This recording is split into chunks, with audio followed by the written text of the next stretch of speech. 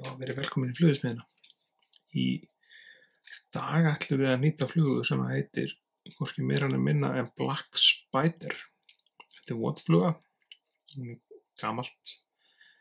frekar gamalt pattern og þið takið eftir því að ég er að nýta þetta á tvíkrækju. Ég beðin það, en ég held að Arex framleiði ekki tvíkrækjur nema það bara fyrir lax. Þannig að við verðum að svindla og nota Kamasan tvíkrækju. Búkinn á þessari flugu þá erum við að nota Peacock hörl eða páfuglsfanir. Við gerum þær klárar svona og styttum endan á þeim, þannig að endarnir séu jafnir hérna. Svo kemur þetta allt saman.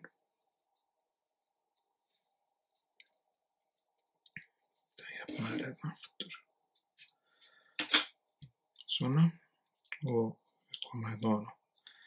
Þegar við erum að nýta þessa flugu þá erum við að passa okkur á því að hafa plássið það fyrir framan vegna þess að kemur á hana kragi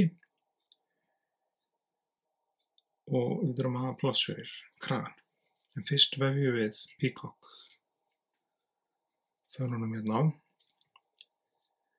á ungulegginn og fram á við.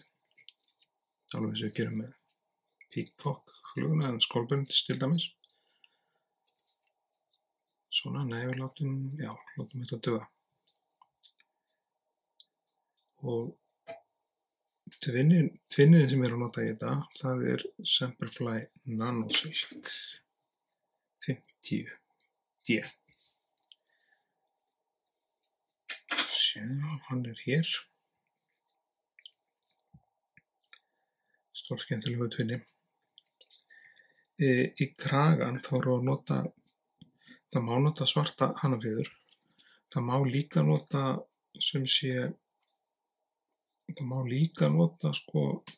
eitthvað mýkra en hana. Það myndir örugglega einhverjir kjósa það. Svona soft hagl. En þeir eru að vera ævinsælli og vinsælli. Allavega ef eitthvað er að marka þessar erlendu nýtingarsíðu sem ég er dálítið mikið að skoða og það er gaman að skoða og tjekka á. Þannig að kraginn kemur hérna. Við nýtum þetta þannig að glanshliðin á fjörunni snýr frá okkur. Svona, við nýtum þetta alveg fast niður. Það tökum við hérna stilkinn. Jöfnum hann hérna niður, svona. Svo þurfum við í þetta fjaðurklemmu sem er hérna. Eða haglplægir. Lásum við fjöðurinn í. Svo kemur hún hérna, sjáu þið, yfir. Og bak út þennan. Og fram á við. Þið eru svona 2 til 3 snúningar sem við þurfum.